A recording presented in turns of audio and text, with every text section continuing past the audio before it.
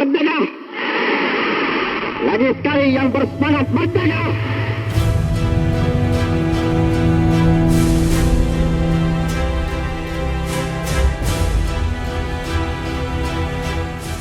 Lee Kuan Yew tumbuh di sebuah dunia yang tidak pernah memberinya rasa aman.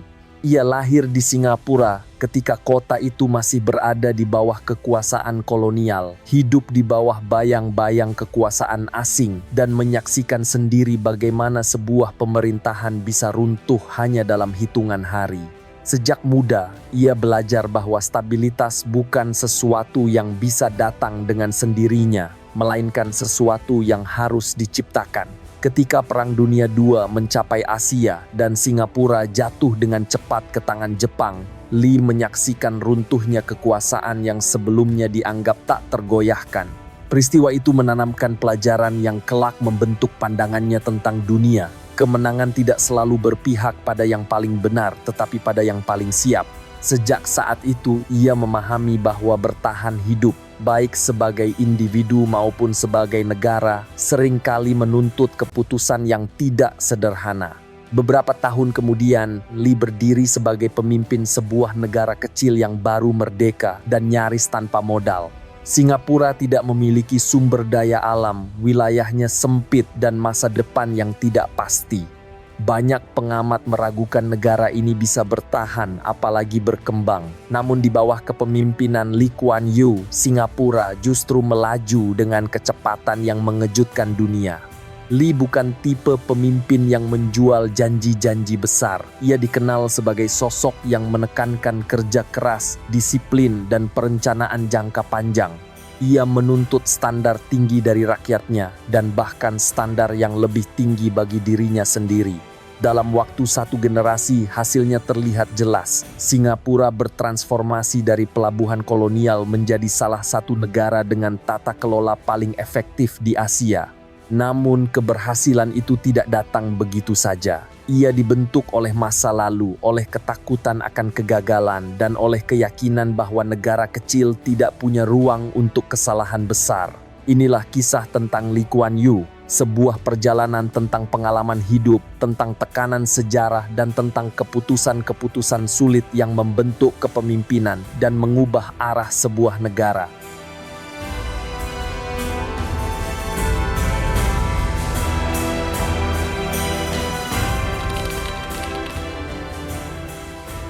Lee Kuan Yew lahir pada 16 September tahun 1923 di sebuah rumah sederhana di Kampung Java Road, Singapura. Pada masa itu, Singapura belum menjadi sebuah negara, melainkan kota pelabuhan kolonial yang sepenuhnya berada di bawah kekuasaan Imperium Inggris. Lee Kuan Yew lahir dari keluarga Tionghoa peranakan kelas menengah. Bukan keluarga miskin, tetapi juga bukan kelompok elit penguasa. Ayahnya bernama Lee Chin Kun, seorang pegawai di perusahaan Shell.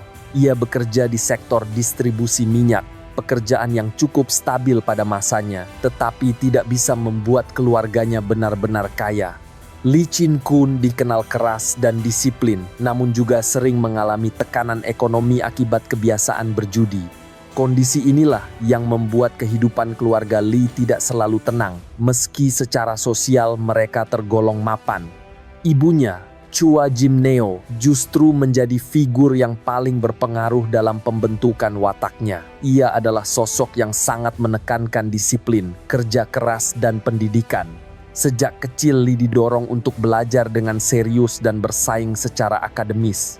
Bagi Chua Jim Neo, dalam dunia kolonial yang penuh ketimpangan, pendidikan adalah satu-satunya jalan aman agar anaknya tidak selamanya berada di bawah bayang-bayang kekuasaan asing.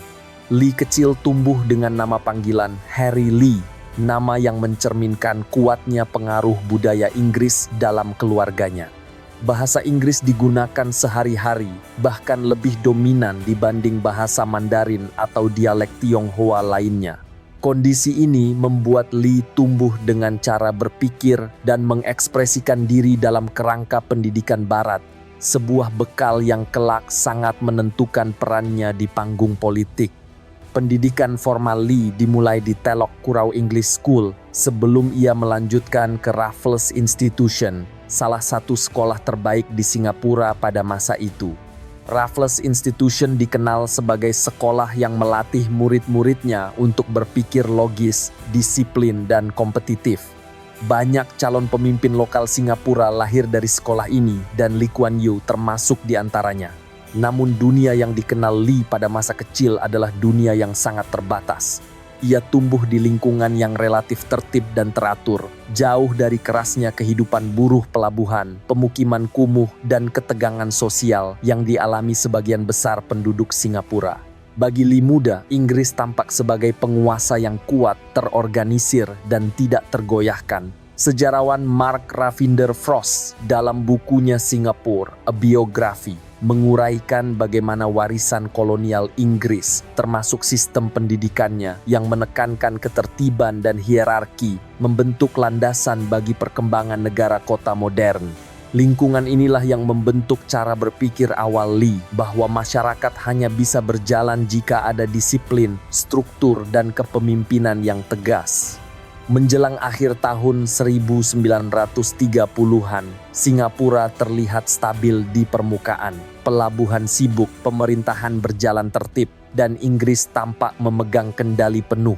Bagi Lee muda, dunia seolah telah memiliki aturan yang kokoh dan kekuasaan yang permanen.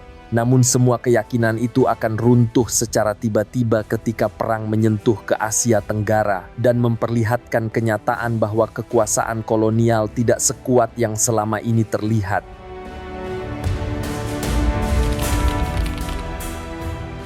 Pada Februari tahun 1942 menjadi titik balik yang mengguncang Singapura. Dalam hitungan hari, pertahanan Inggris yang selama puluhan tahun dianggap tak tertembus runtuh.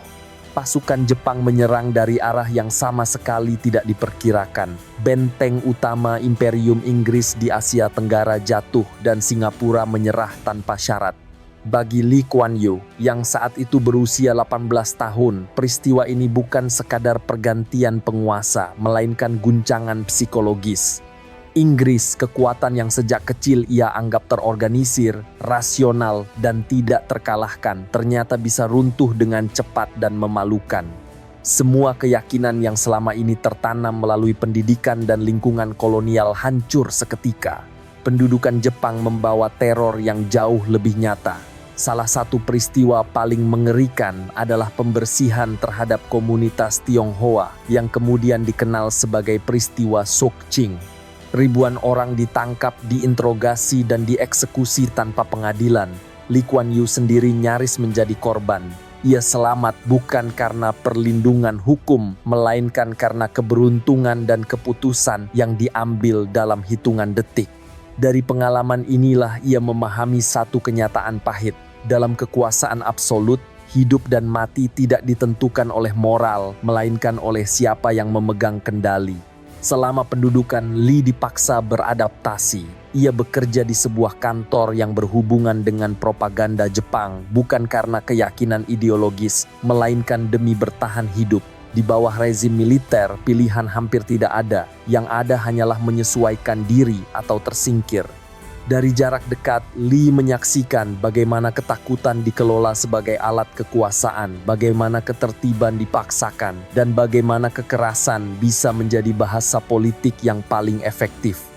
Dalam buku Forgotten Wars, The End of Britain's Asian Empire, karya Cambridge Christopher Bailey and Tim Harper, menganalisis bahwa kekalahan telak Inggris di Singapura pada tahun 1942 secara fatal menghancurkan mitos tentang ketangguhan dan prestis kekuasaan kolonial Barat di Asia. Peristiwa ini membuka jalan bagi perjuangan nasionalis yang tak terhindarkan, membuktikan bahwa kekuasaan Barat tidak kebal dan masa depan Asia tidak harus lagi ditentukan oleh Eropa. Bagi Lee, pelajaran dari perang ini sangat konkret. Ia melihat bahwa kekuasaan tidak bergantung pada klaim moral, melainkan pada kemampuan mengendalikan keadaan. Jepang mungkin kejam, tetapi mereka menunjukkan efektivitas. Inggris mungkin berbicara tentang hukum dan peradaban, tetapi mereka gagal melindungi wilayahnya sendiri. Dari perbandingan inilah lahir pandangan yang kelak menjadi ciri khas Lee Kuan Yew. Stabilitas lebih penting daripada retorika dan ketertiban seringkali lahir dari keputusan keras. Tahun-tahun pendudukan juga memperlihatkan betapa rapuhnya tatanan sosial Singapura. Ekonomi lumpuh, kepercayaan antar warga hilang, kehidupan sehari-hari dibayangi ketakutan dan tidak ada kepastian tentang hari esok. Pengalaman ini membuat Lee memahami satu hal penting, sebuah masyarakat yang tidak mampu melindungi dirinya sendiri akan selalu berada di ujung kehancuran. Ketika Jepang akhirnya kalah dan perang berakhir pada tahun 1945, Singapura tidak kembali menjadi tempat yang sama. Inggris memang datang kembali, tetapi aura kekuasaannya telah hilang. Bagi Lee Kuan Yew, perang telah menghapus ilusi masa kecilnya. Dunia tidak diatur atas dasar keadilan, melainkan oleh kekuatan dan kesiapan. Dari reruntuhan itulah perlahan tumbuh tekad baru, bukan untuk hidup nyaman di bawah kekuasaan siapapun, melainkan untuk memastikan bahwa suatu hari nasib Singapura tidak lagi ditentukan oleh kekuatan asing.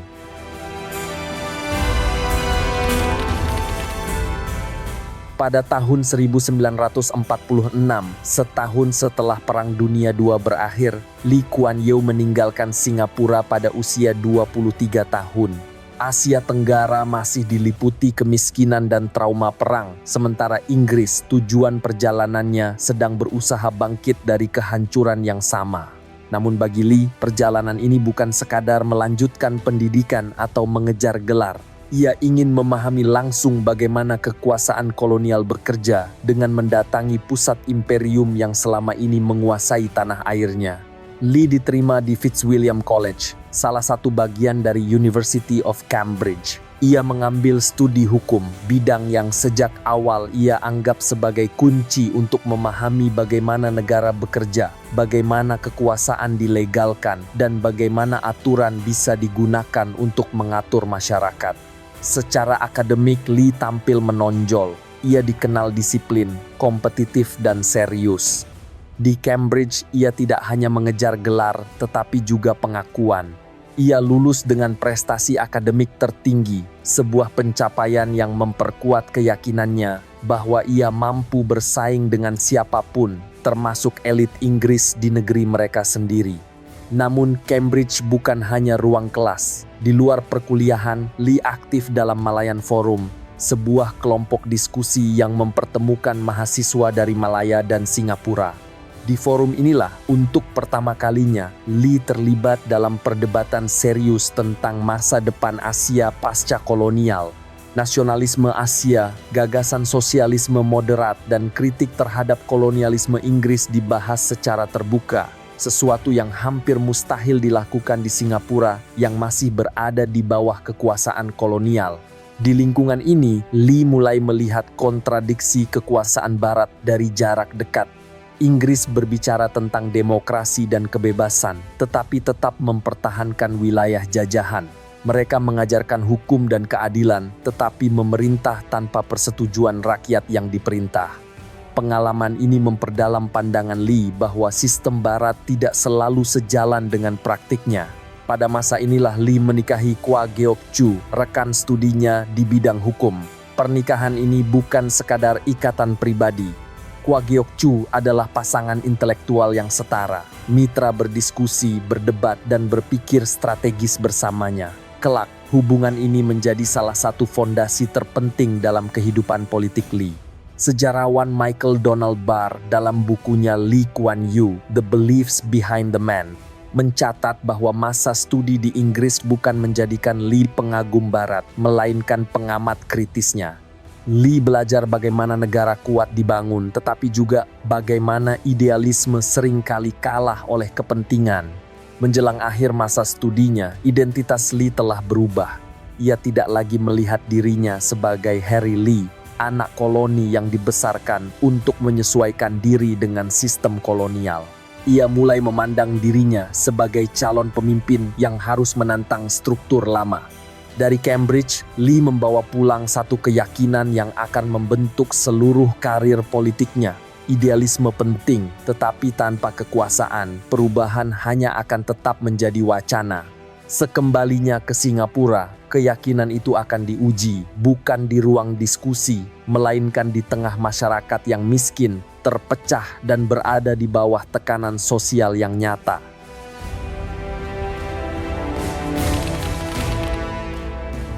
Pada awal tahun 1950-an, Lee Kuan Yew kembali ke Singapura dengan dua modal utama, pendidikan hukum dari Cambridge dan keyakinan bahwa perubahan tidak bisa hanya dipelajari, tetapi harus diperjuangkan. Saat itu, Singapura masih berada dalam kehancuran pasca perang, pengangguran tinggi, upah rendah, dan ketegangan sosial di mana-mana. Dalam kondisi inilah Lee mulai menentukan arah hidupnya. Lee membuka praktik hukum, tetapi dengan pilihan yang tidak biasa. Ia tidak membangun karir dengan membela perusahaan besar atau klien elit.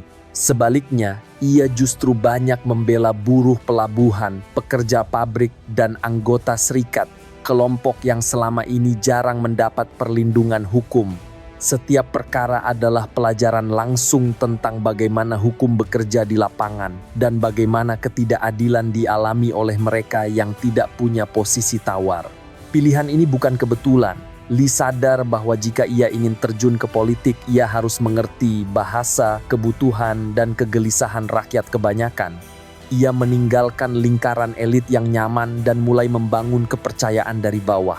Di ruang sidang, di kantor serikat, dan di dalam rapat-rapat buruh, Lee belajar satu hal penting. Politik bukan sekadar retorika, tetapi soal keberpihakan yang nyata. Pada periode inilah Lee mulai menjalin aliansi taktis dengan kelompok kiri, termasuk tokoh-tokoh serikat pekerja yang memiliki basis massa kuat. Aliansi ini tidak lahir dari kesamaan ideologi, melainkan dari kepentingan bersama. Bagi kelompok kiri, Lee adalah pengacara yang cakap dan berani menghadapi penguasa. Sementara bagi Lee, mereka adalah jembatan menuju massa, sesuatu yang sangat dibutuhkan untuk menantang kekuasaan kolonial. Namun sejak awal, Lee memandang hubungan ini secara pragmatis. Ia tidak melihat politik sebagai persoalan hitam putih. Bagi Lee, politik adalah alat untuk mencapai tujuan yang lebih besar. Kekuasaan yang cukup kuat untuk mengubah struktur masyarakat. Ia bersedia bekerja sama, bernegosiasi, bahkan berkompromi selama kendali arah perjuangan tetap berada di tangannya. Pengalaman ini kemudian ia ceritakan secara terbuka dalam memoarnya, The Singapore Story. Lee menjelaskan bahwa keterlibatannya dengan gerakan buruh bukanlah penyimpangan, melainkan bagian dari strategi untuk memahami dan menguasai dinamika politik massa. Tanpa dukungan rakyat, perubahan hanya akan menjadi wacana. Pada saat yang sama, panggung politik Singapura mulai berubah. Tokoh-tokoh seperti David Marshall muncul sebagai simbol tuntutan pemerintahan sendiri. Demonstrasi dan pemogokan semakin sering terjadi. Singapura sedang mencari arah dan Lee berada tepat di tengah pusaran itu, bukan sebagai pemimpin nasional tetapi sebagai pengamat aktif yang cermat membaca dan memahami peta kekuatan politik. Yang paling penting, Lee belajar berbicara dengan bahasa rakyat. Ia menyesuaikan gaya komunikasinya, menghindari istilah hukum yang rumit dan fokus pada isu-isu nyata, upah, pekerjaan, dan martabat. Dari sinilah ia membangun reputasi sebagai figur yang mampu menjembatani dunia elit terdidik dengan aspirasi massa. Menjelang tahun 1954, satu hal menjadi jelas bagi Lee Kuan Yew. Profesi pengacara tidak cukup untuk membawa perubahan besar. Jika ia ingin mengubah Singapura secara mendasar, ia harus masuk ke arena yang sesungguhnya, arena kekuasaan negara. Dari ruang sidang dan rapat buruh, pandangannya kini tertuju pada panggung politik yang jauh lebih besar.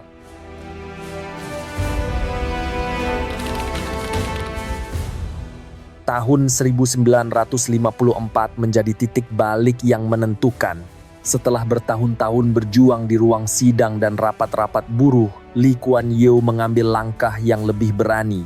Mendirikan sebuah partai politik bersama para pengacara, aktivis serikat buruh, dan generasi muda yang frustrasi terhadap kekuasaan kolonial Inggris. Ia mendirikan People's Action Party atau PAP.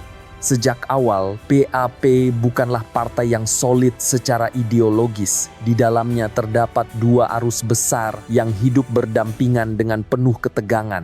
Di satu sisi, Lee dan kelompok nasionalis moderat yang percaya pada perubahan bertahap melalui jalur hukum dan konstitusional. Di sisi lain, kelompok kiri radikal yang memiliki dukungan luas dari serikat buruh dan sekolah-sekolah Tionghoa. Koalisi ini rapuh tetapi sangat efektif untuk sementara waktu. Masing-masing membawa kekuatan yang tidak dimiliki pihak lain. Lee memahami satu hal penting, untuk menantang Inggris ia harus menggunakan aturan yang dibuat Inggris sendiri. PAP tidak memilih jalan pemberontakan bersenjata. Mereka masuk ke dewan-dewan perwakilan, mengikuti pemilu, dan memanfaatkan setiap celah hukum dalam sistem kolonial. Di permukaan, strategi ini terlihat moderat, namun perlahan, cara inilah yang menggerus legitimasi kekuasaan Inggris dari dalam. Di tengah dinamika ini, tokoh-tokoh kiri seperti Lim Chin Siong memainkan peran besar dalam menggerakkan massa. Dukungan dari buruh dan pemilih muda membuat PAP berkembang dengan cepat. Namun bagi Lee, keberhasilan ini bukan tanpa risiko. Semakin besar pengaruh kelompok kiri, semakin besar pula potensi konflik internal di masa depan. Menjelang akhir dekade 1950-an, tekanan terhadap pemerintahan kolonial semakin sulit dibendung. Inggris yang telah lemah secara ekonomi pasca perang dan menghadapi gelombang dekolonisasi di berbagai wilayah, mulai membuka jalan bagi pemerintahan sendiri. Kesempatan inilah yang dimanfaatkan PAP. Pemilu tahun 1959 menjadi momen paling menentukan. PAP meraih kemenangan telak. Hasil ini bukan sekadar kemenangan partai, tetapi mandat publik yang sangat kuat. Untuk pertama kalinya, Singapura memiliki pemerintahan dengan otonomi internal yang dipimpin oleh tokoh lokal. Dan di usia 35 tahun, Lee Kuan Yew dilantik sebagai Perdana Menteri pertama Singapura.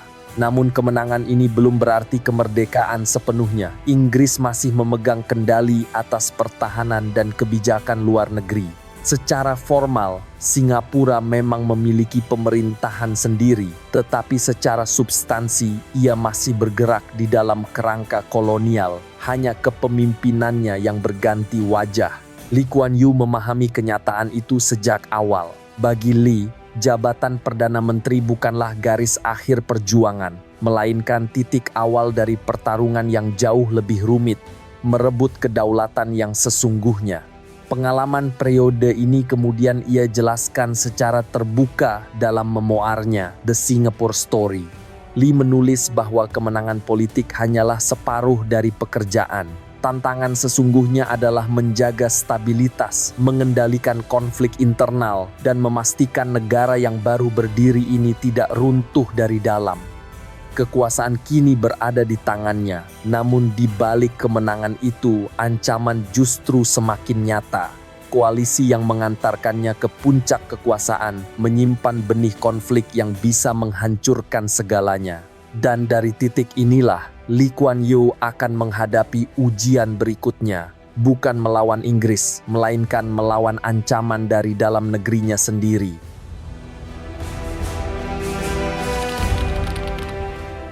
Menjelang awal dekade 1960-an, Lee Kuan Yew menghadapi sebuah kesimpulan yang pahit tetapi menurutnya realistis. Singapura terlalu kecil untuk bertahan sendiri. Pulau ini tidak punya sumber daya alam, pasar domestik sangat terbatas, dan posisinya berada di kawasan Asia Tenggara yang masih belum stabil. Ancaman komunisme di Asia Tenggara serta ketergantungan ekonomi pada luar negeri membuat masa depan Singapura tampak rapuh. Dari sudut pandang Lee, bergabung dengan Federasi Malaysia adalah jalan paling rasional. Penyatuan dengan Malaya, Sabah, dan Sarawak membuka akses ke pasar yang lebih luas, memberikan perlindungan keamanan, serta mengangkat posisi Singapura di mata dunia internasional. Selain itu, federasi juga dianggap sebagai solusi untuk menyeimbangkan komposisi etnis, sekaligus meredam pengaruh komunis yang saat itu cukup kuat di Singapura. Namun Lee membawa visi yang sangat berbeda tentang seperti apa Malaysia seharusnya dibangun. Ia mengusung gagasan yang kelak memicu konflik besar, Malaysia. Bagi Lee, sebuah negara modern harus memperlakukan seluruh warganya setara di hadapan hukum dan negara, baik Melayu, Tionghoa maupun India. Lee percaya bahwa stabilitas jangka panjang hanya bisa dicapai melalui kemampuan individu dan kesetaraan, bukan dengan membagi kekuasaan berdasarkan garis ras. Dalam memoarnya, The Singapore Story, Lee menyatakan keyakinannya bahwa visi multirasial dapat memberikan kebaikan yang besar bagi Malaysia dan menjadikannya sebuah bangsa multiras yang stabil dan tangguh. Disinilah benturan dimulai. Partai penguasa di Kuala Lumpur, United Malays National Organization atau UMNO, memiliki pandangan yang sangat berbeda. Bagi UMNO, politik Malaysia tidak bisa dilepaskan dari perlindungan hak istimewa Melayu sebagai kelompok mayoritas. Gagasan Lee dianggap mengancam keseimbangan politik dan legitimasi kekuasaan mereka. Konflik antara Singapura dan pemerintah pusat dengan cepat berubah menjadi perang terbuka di ranah politik. Pidato, kampanye, dan perdebatan publik dipenuhi isu ras. Ketegangan ini tidak hanya terjadi di parlemen, tetapi merembes ke jalanan. Pada tahun 1964, kerusuhan rasial pecah di Singapura. Kekerasan terjadi di jalanan, korban berjatuhan, dan rasa saling curiga antar komunitas meningkat tajam. Bagi Lee, kerusuhan ini menjadi peringatan yang sangat serius. Penyatuan yang awalnya diharapkan menjadi penopang keamanan justru berubah menjadi ancaman eksistensial. Ia melihat bagaimana politik ras bisa dengan cepat menghancurkan ketertiban sosial. Sebuah ketakutan lama yang membekas sejak masa pendudukan Jepang.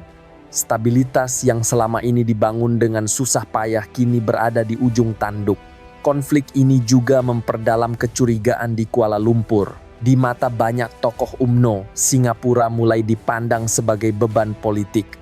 Populasi Tionghoa di Singapura dianggap mengganggu keseimbangan demografis federasi, sementara keberhasilan politik Lee dan PAP di Singapura juga dipandang sebagai tantangan langsung terhadap dominasi UMNO di tingkat nasional. Bagi Lee Kuan Yew, periode 1963 hingga 1964 menjadi masa frustrasi. Ia masuk federasi untuk menyelamatkan Singapura, tetapi justru menemukan bahwa konflik ideologis dan politik ras membuat masa depan Singapura semakin tidak pasti. Jalan yang awalnya dianggap solusi kini perlahan berubah menjadi perangkap. Persatuan itu tidak runtuh dalam satu malam, tetapi semakin hari menjadi semakin jelas bahwa jalan ini tidak memiliki ujung yang aman. Dan ketika ketegangan terus meningkat, Lee mulai menyadari satu kenyataan pahit. Singapura mungkin harus menghadapi nasib yang paling ia khawatirkan. Berdiri sendiri tanpa federasi, tanpa perlindungan, dan sepenuhnya bertanggung jawab atas masa depannya sendiri.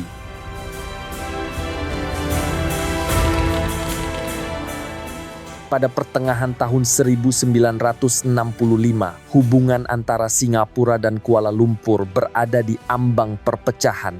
Pertikaian politik yang tak kunjung selesai, ketegangan ras yang terus memburuk, serta rasa saling curiga di antara para pemimpin membuat Federasi Malaysia berjalan tanpa fondasi kepercayaan. Di balik layar, para pemimpin Federasi Malaysia mulai sampai pada satu kesimpulan yang sama. Keberadaan Singapura di dalam federasi justru memperbesar masalah, bukan menyelesaikannya. Keputusan akhirnya datang dari Kuala Lumpur, tanpa referendum, tanpa perayaan, dan tanpa negosiasi panjang yang terbuka ke publik. Singapura dikeluarkan dari Federasi Malaysia. Dan pada 9 Agustus tahun 1965, Parlemen Malaysia mengesahkan pemisahan itu. Bagi Singapura, ini bukan kemenangan politik, ini adalah pemutusan hubungan secara sepihak. Bagi Lee Kuan Yew, momen ini merupakan pukulan terberat sepanjang karir politiknya. Ia tidak pernah membayangkan bahwa kemerdekaan Singapura akan datang melalui pengusiran, bukan perjuangan bersama.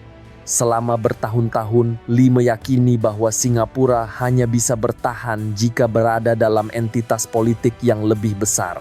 Dengan satu keputusan parlemen, keyakinan itu runtuh sepenuhnya.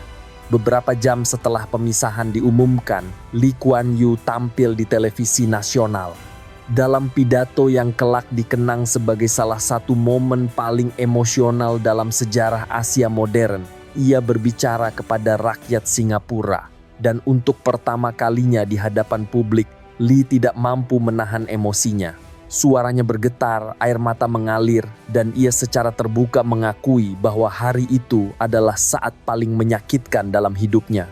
Dalam memoarnya yang sangat dikenal, The Singapore Story, Memoirs of Lee Kuan Yew, Lee menulis bahwa ia benar-benar merasa gagal, bukan karena kehilangan jabatan atau kekuasaan, tetapi karena merasa tidak mampu mengamankan masa depan Singapura melalui jalan yang ia yakini paling aman.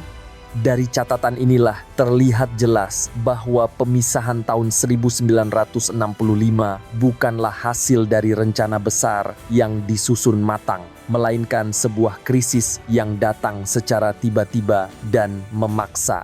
Kemerdekaan Singapura lahir tanpa euforia, tidak ada perayaan besar, tidak ada teriakan kemenangan, yang ada justru ketakutan kolektif. Singapura adalah pulau kecil tanpa sumber daya alam, tanpa cadangan pangan, dan tanpa kekuatan militer. Pasokan air bersih masih bergantung pada Malaysia, sementara perekonomian bertumpu pada perdagangan yang sangat rentan. Di sekelilingnya, Asia Tenggara sedang dilanda konflik dan ketidakstabilan. Di tengah situasi genting itu, Lee Kuan Yew dan kabinetnya menghadapi satu kenyataan pahit, tidak ada jalan untuk mundur. Singapura sekarang berdiri sendiri, bukan karena siap tetapi karena dipaksa oleh keadaan. Negara ini lahir bukan dari perencanaan panjang, melainkan dari pemisahan yang penuh tekanan. Bagi masyarakat Singapura, kemerdekaan ini terasa seperti berdiri di tepi jurang. Pertanyaan yang muncul bukan tentang masa depan yang cerah, melainkan apakah negara ini mampu bertahan lebih dari beberapa tahun. Ketakutan akan kerusuhan ras, kehancuran ekonomi, dan intervensi luar negeri terasa sangat nyata. Tidak ada jaminan bahwa Singapura akan selamat sebagai negara berdaulat. Namun di balik kepanikan itu, satu hal mulai mengeras dalam pikiran Lee Kuan Yew. Jika Singapura tidak memiliki ruang untuk gagal, maka negara ini harus dikelola dengan cara yang berbeda. Tidak boleh ada ruang untuk kesalahan besar dan tidak boleh ada toleransi terhadap kekacauan. Kemerdekaan pada tahun 1965 bukanlah akhir dari perjuangan Singapura. Justru itulah awal dari pertaruhan paling berbahaya dalam sejarahnya. Dari titik inilah masa depan Singapura benar-benar dipertaruhkan.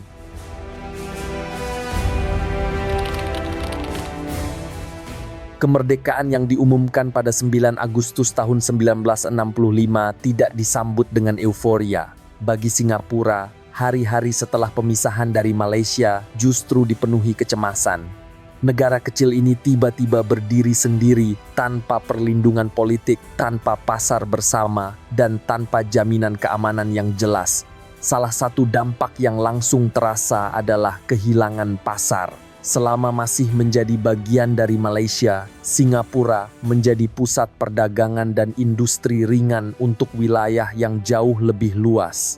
Setelah dikeluarkan dari Federasi Malaysia, hubungan ekonomi itu terputus. Pabrik-pabrik kehilangan pelanggan, aktivitas pelabuhan melambat, dan pengangguran meningkat dengan cepat. Bagi banyak warga, kemerdekaan terasa seperti kehilangan mata pencaharian. Ketegangan sosial juga belum mereda. Isu ras masih membayangi kehidupan sehari-hari, sementara kerusuhan yang terjadi setahun sebelumnya meninggalkan trauma mendalam. Pemerintah khawatir bahwa krisis ekonomi bisa dengan mudah memicu kekerasan baru. Dalam situasi seperti ini, stabilitas sosial menjadi sangat rapuh. Satu kesalahan kecil bisa berujung pada kekacauan besar. Masalah lain yang tak kalah genting adalah ketergantungan pada Malaysia. Singapura tidak memiliki sumber air bersih yang memadai. Pasokan air masih mengalir dari Johor melalui perjanjian lama. Ketergantungan ini menjadi titik lemah strategis. Di tengah hubungan politik yang memburuk, air yang seharusnya menjadi kebutuhan mendasar berubah menjadi persoalan keamanan nasional. Namun kerentanan Singapura tidak berhenti pada persoalan air. Hampir seluruh kebutuhan pangan Singapura harus diimpor karena negara ini tidak memiliki lahan pertanian yang memadai. Gangguan kecil saja pada jalur perdagangan internasional bisa langsung memicu krisis pangan. Bagi sebuah negara yang baru lahir, ini adalah posisi yang sangat berbahaya. Di tingkat regional, situasinya juga tidak bersahabat. Asia Tenggara pada pertengahan dekade 1960-an berada dalam pusaran konflik. Perang Vietnam berkecamuk sementara pengaruh komunisme menguat di sejumlah negara tetangga. Singapura tanpa militer yang kuat dan tanpa sekutu yang jelas berada dalam posisi yang sangat rawan. Ancaman bukan hanya datang dari dalam tetapi juga dari luar. Semua ini membuat kemerdekaan terasa bukan sebagai hadiah melainkan hukuman. Banyak pengamat internasional bahkan meragukan kemampuan Singapura untuk bertahan sebagai negara berdaulat. Sebagian bahkan memperkirakan negara ini hanya akan bertahan beberapa tahun sebelum runtuh atau kembali berada di bawah kendali kekuatan yang lebih besar. Gambaran suram ini dijelaskan secara jujur oleh Lee Kuan Yew dalam memoarnya The Singapore Story, Memoirs of Lee Kuan Yew. Lee menulis bahwa pada masa-masa awal itu, kabinetnya bekerja dengan rasa cemas yang terus-menerus. Setiap keputusan terasa seperti perjudian besar karena kesalahan bisa berarti kehancuran negara. Kemerdekaan mungkin datang tanpa persiapan, tetapi bertahan hidup tidak bisa diserahkan pada harapan semata. Di hadapan krisis total ini, Lee Kuan Yew sampai pada satu keputusan besar. Jika Singapura ingin hidup, negara ini harus dipimpin dengan tangan yang sangat kuat. Dan dari krisis inilah lahir keyakinan yang akan membentuk arah Singapura ke depan. Jika negara ini ingin bertahan, ketertiban harus ditegakkan tanpa ragu, disiplin harus menjadi fondasi, dan kekuasaan harus dijalankan secara tegas. Bagi Lee Kuan Yew, pilihan itu bukan soal ideologi, melainkan soal hidup dan mati sebuah negara.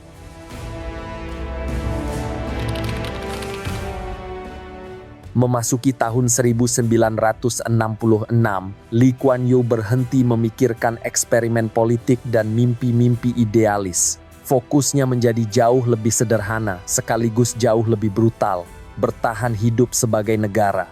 Dalam pikirannya, Singapura berada dalam kondisi darurat permanen. Negara ini terlalu muda, terlalu rapuh, dan terlalu terancam untuk dijadikan laboratorium ideologi atau arena kebebasan tanpa batas.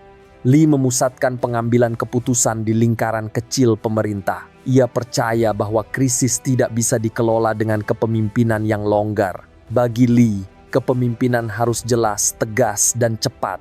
Tidak ada ruang untuk kebimbangan. Setiap kebijakan harus segera menunjukkan dampaknya terhadap stabilitas negara.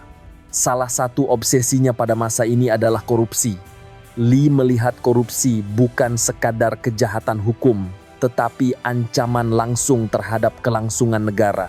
Jika kepercayaan publik runtuh, maka negara akan runtuh bersamanya. Karena itu, ia memberi dukungan penuh pada lembaga anti korupsi dan memastikan bahwa hukum berlaku tanpa pandang bulu, baik terhadap pejabat kecil maupun tokoh penting. Baginya, wibawa negara dimulai dari ketakutan elit terhadap hukum. Dalam periode ini pula, Lee sangat terlibat langsung dalam kebijakan perumahan rakyat. Ia memandang rumah bukan hanya sebagai kebutuhan dasar, tetapi sebagai alat untuk menciptakan keterikatan warga dengan negara. Dengan memiliki rumah, warga memiliki sesuatu yang harus dijaga. Lee percaya bahwa masyarakat yang punya kepentingan konkret akan lebih stabil dan lebih sulit digerakkan menuju kekacauan. Disiplin menjadi kata kunci dalam cara Lee memimpin. Ia menuntut ketertiban di ruang publik, kepatuhan terhadap aturan, dan penghormatan terhadap otoritas. Kritik memang tidak sepenuhnya dihilangkan, tetapi dibatasi ketat.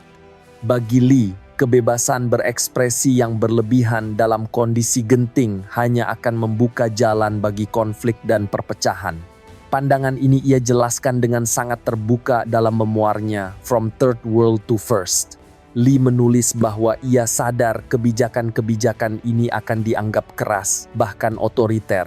Namun ia menegaskan bahwa pilihan tersebut diambil bukan karena ambisi kekuasaan, melainkan karena tidak adanya alternatif yang aman. Dalam kondisi Singapura saat itu, menurutnya, kegagalan negara adalah risiko yang jauh lebih besar daripada pembatasan kebebasan. Tahun-tahun ini juga membentuk citra Lee sebagai pemimpin yang dingin dan tidak sentimental. Ia jarang berbicara tentang perasaan atau empati di depan publik. Yang ia tampilkan adalah logika dan hasil.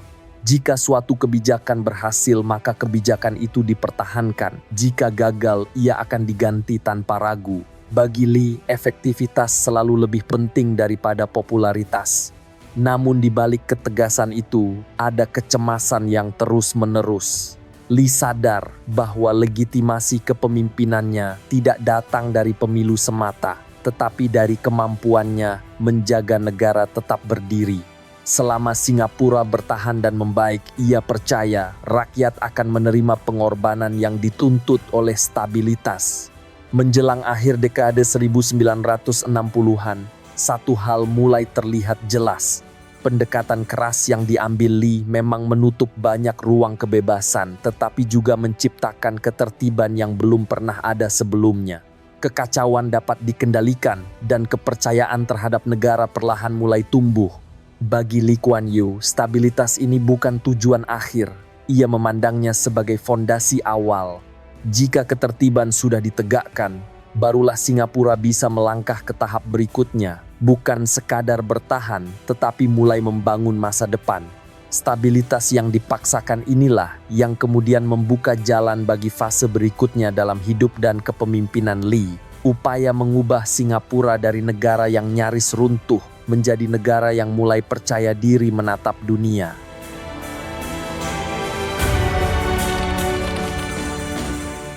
Memasuki awal dekade 1970-an, Lee Kuan Yew menilai Singapura telah melewati fase paling rawan dalam sejarahnya. Kekacauan berhasil dikendalikan dan ketertiban mulai terasa. Namun bagi Lee, sekadar selamat dari kekacauan saja tidak cukup. Stabilitas tanpa pertumbuhan hanya akan menunda krisis berikutnya. Karena itu, ia mengalihkan seluruh fokus kepemimpinannya pada satu tujuan baru, menciptakan mesin ekonomi yang sanggup menopang negara kecil ini dalam jangka panjang. Lee tidak percaya pada pendekatan pasif. Ia tidak menunggu investasi datang dengan sendirinya. Sebaliknya, ia secara aktif mengundang perusahaan-perusahaan multinasional dan menawarkan Singapura sebagai basis operasi mereka. Baginya, modal asing bukan ancaman terhadap kedaulatan, melainkan sarana percepatan pembangunan.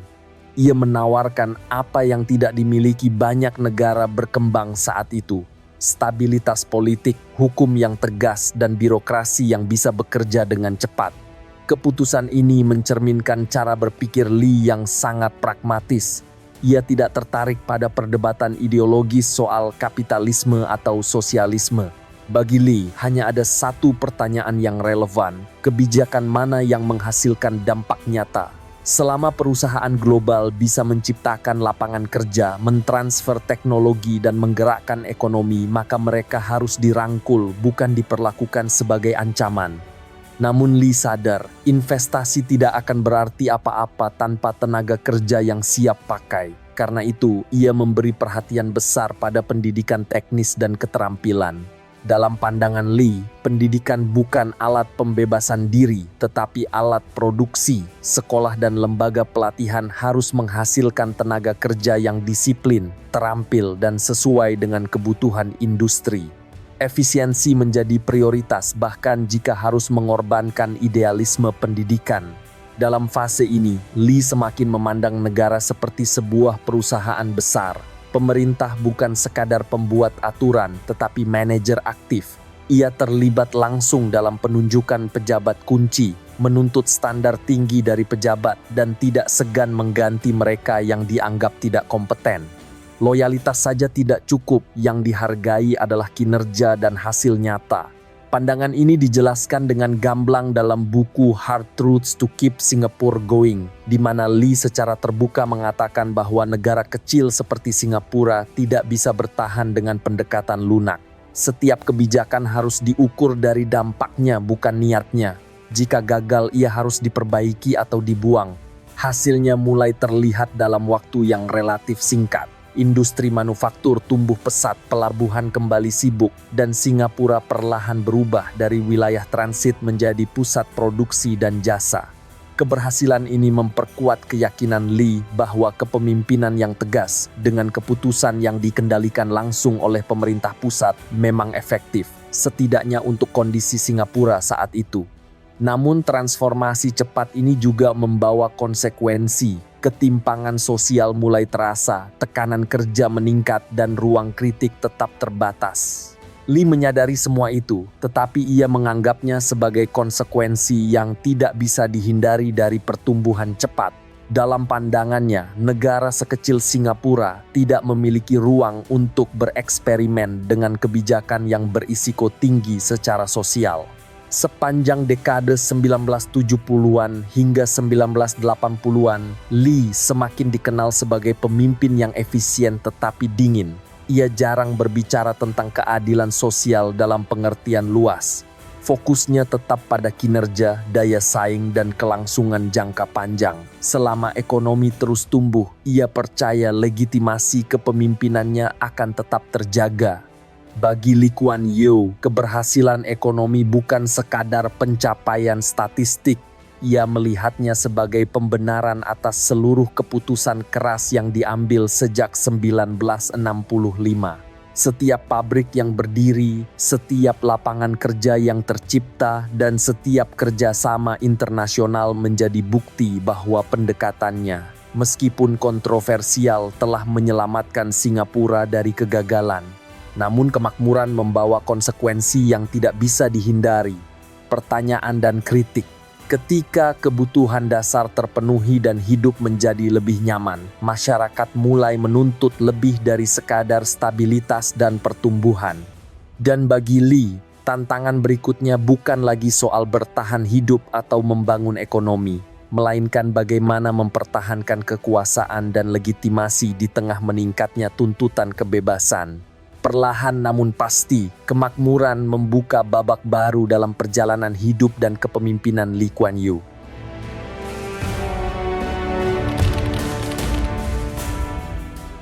Memasuki dekade 1980-an, Lee Kuan Yew berada dalam posisi yang jarang dicapai oleh pemimpin negara berkembang. Singapura tidak lagi berjuang untuk bertahan hidup dan tidak lagi sibuk membangun fondasi ekonomi. Singapura telah stabil, tumbuh pesat, dan mulai diakui dunia. Namun justru setelah semua itu tercapai, Lee menghadapi tantangan yang berbeda. Pertanyaan tentang legitimasi moral kekuasaannya. Pada periode ini, Lee Kuan Yew semakin terbuka menyampaikan kritiknya terhadap demokrasi liberal ala Barat. Ia tidak menolak demokrasi sepenuhnya, tetapi menolak gagasan bahwa kebebasan politik tanpa batas adalah syarat mutlak bagi kemajuan. Dalam pandangannya, sistem demokrasi Barat terlalu sering menghasilkan kebijakan populis, konflik berkepanjangan, dan ketakutan mengambil keputusan tegas. Bagi Lee, semua itu adalah kemewahan yang tidak bisa ditanggung oleh negara kecil seperti Singapura. Pandangan ini bukan sekadar retorika. Sepanjang dekade 1980-an, Lee mendukung pembatasan ketat terhadap oposisi politik dan kebebasan pers. Gugatan hukum, regulasi media, dan kontrol ketat terhadap wacana publik menjadi bagian dari gaya kepemimpinannya. Bagi Lee, kritik yang tidak terkendali bukanlah fondasi demokrasi, melainkan ancaman nyata bagi stabilitas nasional. Namun Lee tidak pernah menyembunyikan alasan di balik kebijakan-kebijakannya. Ia secara konsisten menyatakan bahwa legitimasi pemerintahannya bersumber dari hasil, bukan dari prosedur semata. Selama negara mampu menjamin keamanan, lapangan kerja, dan standar hidup yang meningkat, pembatasan kebebasan politik, dipandang Li sebagai sesuatu yang dapat dibenarkan. Dalam kerangka berpikir Li, efisiensi pemerintahan selalu ditempatkan di atas kebebasan politik. Dalam buku Lee Kuan Yew, The Beliefs Behind the Man, karya Michael Donald Barr, menjelaskan bahwa Lee tidak melihat dirinya sebagai diktator, melainkan sebagai penjaga moral yang bertanggung jawab. Dalam benaknya, rakyat bukan ditekan, tetapi dijaga dari pilihan-pilihan yang bisa merusak kepentingan jangka panjang bangsa. Disinilah dilema moral Lee terlihat jelas. Ia sadar bahwa kebijakan-kebijakannya membatasi ruang oposisi dan kebebasan berekspresi. Ia juga sadar bahwa banyak pengamat internasional menilai Singapura sebagai negara yang efisien tetapi tidak bebas. Namun bagi Lee, penilaian moral dari luar tidaklah penting. Pertanyaannya sederhana, apakah negara ini bekerja dengan baik atau tidak? Pada fase ini pula, Lee juga semakin sering berbicara tentang nilai-nilai Asia, disiplin sosial, dan tanggung jawab kolektif. Ia menolak anggapan bahwa model Barat bersifat universal dan dapat diterapkan di semua tempat. Menurutnya, sejarah, budaya, dan kondisi tiap negara berbeda.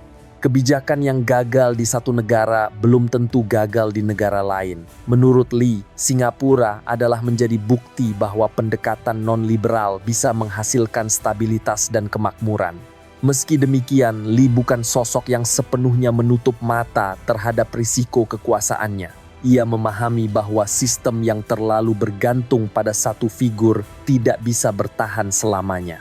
Kritik internasional, tekanan intelektual, dan perubahan generasi mulai muncul ke permukaan. Lee tahu bahwa cepat atau lambat, ia harus memikirkan masa depan Singapura tanpa dirinya. Menjelang akhir dekade 1980-an, perhatiannya perlahan bergeser. Bukan lagi pada bagaimana mengendalikan negara hari ini, tetapi bagaimana memastikan arah yang sama tetap terjaga ketika ia tidak lagi berada di kursi kekuasaan. Bagi Lee Kuan Yew, tantangan berikutnya bukan lagi soal mengelola perbedaan pendapat, melainkan menciptakan sistem yang dapat terus berjalan tanpa dirinya. Dan dari titik inilah, Lee mulai menyiapkan kepergiannya dari panggung kekuasaan. Pada tahun 1990, Lee Kuan Yew melakukan sesuatu yang jarang terjadi pada pemimpin kuat di Asia. Ia mundur secara sukarela dari jabatan Perdana Menteri. Setelah lebih dari 3 dekade memimpin Singapura dengan kendali penuh, Lee menyerahkan kekuasaan kepada penerusnya, Goh Chok Tong. Keputusan ini bukan tanda penurunan pengaruh, melainkan bagian dari perhitungan yang telah ia rancang jauh sebelumnya. Mundurnya Lee bukan berarti ia menghilang dari pusat kekuasaan. Ia tetap berada di dalam sistem sebagai senior minister, lalu minister mentor. Jabatan-jabatan ini memberinya satu hal yang ia anggap krusial, arah jangka panjang negara. Ia tak lagi terlibat dalam urusan administratif harian, tetapi dalam banyak keputusan strategis, pandangannya tetap menjadi rujukan utama dan seringkali menentukan. Pada fase ini, Lee semakin sering tampil di panggung global. Ia berbicara tentang Asia, geopolitik, dan masa depan dunia dengan gaya yang lugas dan tanpa basa-basi. Pandangannya tentang Tiongkok, Amerika Serikat, dan tatanan global membuatnya dihormati sebagai negarawan Asia yang realistis. Dunia tidak lagi melihatnya hanya sebagai mantan pemimpin Singapura, melainkan sebagai pengamat kekuasaan yang memahami dunia dari dalam. Pandangan Lee tentang hidup dan kepemimpinan paling jelas terlihat dalam memoarnya From Third World to First. Dalam memoar ini, Lee tidak menulis sebagai tokoh yang ingin dipuja. Ia menulis sebagai seseorang yang percaya bahwa sejarah adalah rangkaian pilihan keras dan bahwa keberhasilan selalu datang dengan biaya. Buku ini memperlihatkan Lee di fase akhir hidupnya, lebih tenang tetapi tetap yakin pada keputusan-keputusan masa lalu. Isu yang paling sering dibicarakan pada periode ini adalah hubungan keluarga dan kekuasaan. Ketika putranya Lee Hsien Loong naik menjadi Perdana Menteri pada tahun 2004, kritik tentang dinasti politik pun muncul. Lee menanggapi kritik ini dengan gaya khasnya, langsung dan tanpa defensif. Ia menegaskan bahwa yang menjadi dasar adalah kemampuan, bukan garis keturunan. Bagi Lee, stabilitas dan keberlanjutan sistem negara jauh lebih penting daripada opini publik. Seiring bertambahnya usia, keterlibatan langsung Lee dalam pemerintahan pun berkurang. Faktor kesehatan membatasi perannya. Meski demikian, pengaruh simboliknya tetap kuat. Ia menjadi rujukan moral dan historis, figur yang mengingatkan dari mana Singapura berasal dan mengapa sistemnya dibangun seperti sekarang. Ketika Lee Kuan Yew wafat pada 23 Maret tahun 2015, reaksi publik menunjukkan satu hal penting. Negara yang ia bentuk tidak runtuh tanpanya. Institusi tetap berjalan, pemerintahan tetap stabil, dan Singapura melanjutkan hidupnya tanpa guncangan besar. Disinilah pencapaian terbesarnya terlihat. Lee Kuan Yew, ia berhasil membangun sebuah negara yang mampu bertahan tanpa kehadirannya. Warisan Lee Kuan Yew tidak pernah hitam putih. Ia adalah gabungan antara keberhasilan luar biasa dan keputusan-keputusan yang kontroversial. Ia dipuji sebagai arsitek kemakmuran Singapura, sekaligus dikritik karena membatasi kebebasan. Ia dihormati di panggung dunia, namun kerap dikritik karena pendekatannya yang keras. Meski begitu, satu hal sulit dibantah. Singapura modern adalah hasil langsung dari keputusan-keputusan yang ia ambil. Pada akhirnya, Lee tidak ingin dikenang sebagai tokoh yang sempurna. Ia ingin dikenang sebagai seseorang yang melakukan apa yang perlu dilakukan dan meninggalkan sebuah negara yang cukup kuat untuk terus berjalan, bahkan ketika sang pendirinya telah tiada.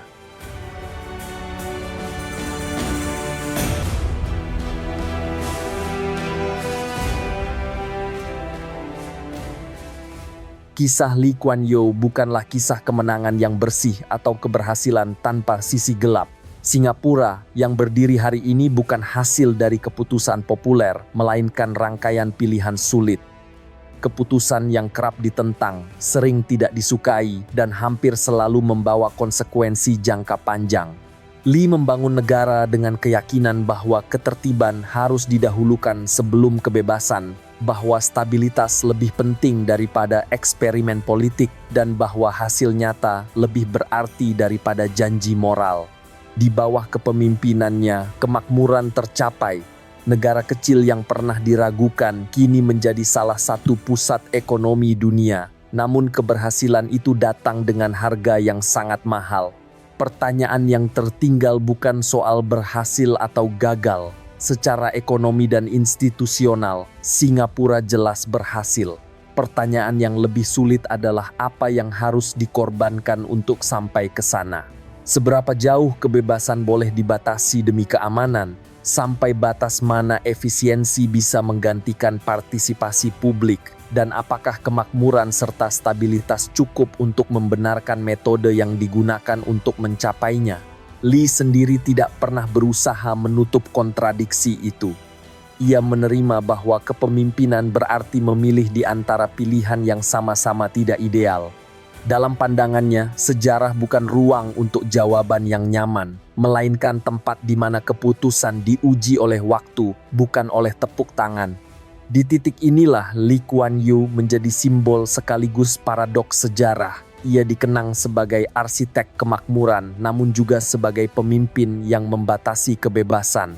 Ia dihormati sebagai negarawan, sekaligus figur yang terus diperdebatkan. Warisannya tidak pernah tunggal, dan mungkin memang tidak dimaksudkan untuk itu. Sejarah jarang meninggalkan kesimpulan yang rapi. Ia meninggalkan jejak, dampak, dan pertanyaan yang terus hidup setelah para tokohnya tiada. Kisah Lee Kuan Yew adalah salah satunya, sebuah kisah tentang kekuasaan, tentang tanggung jawab, dan tentang harga yang harus dibayar demi keberlangsungan sebuah negara. Dan pada akhirnya, sejarah tidak meminta kita untuk setuju. Ia hanya meminta kita untuk mengingat, memahami, dan menilai dengan jujur.